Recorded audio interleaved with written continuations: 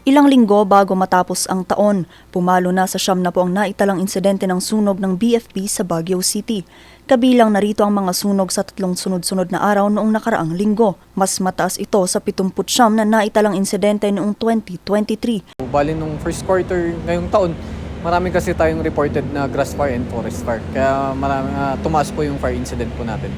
Ayon sa BFP, mas lumalaki ang posibilidad na magkaroon ng sunog tuwing holiday season. Marami kasi ang umaalis sa kanilang mga tahanan para magbakasyon sa ibang mga lugar. Tuwing lalabas po tayo ng bahay, gulayin nating tanggalin yung saksak ng mga appliances natin. Then pati yung mga Christmas light natin. And then pati yung bulb na rin ng LPG natin, dapat nakasara po lagi. Pa-check natin regular yung electrical system ng kabahayan natin and iwasan natin yung overloading ng mga extension cords natin. Ito ang takot ngayon ng 60 anyos na si Nanay Ellen tuwing lumalabas ng bahay kahit pa saglit lamang. Chinisik namin lahat yung mga nakasaksak na appliances, mga electrical na inuhugot namin yon.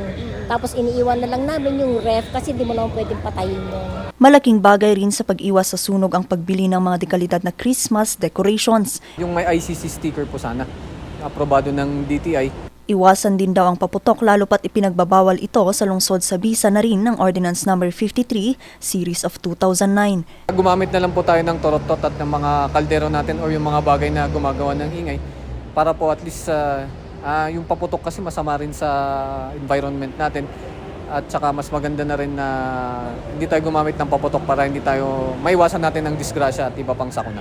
Dagdag pa niya sa mga aalis sa kanilang mga tirangan para magbakasyon, mabuting ihabilin sa mga pinagkakatiwalaang kapitbahay o kapamilya ang pagbabantay sa kanilang mga bahay.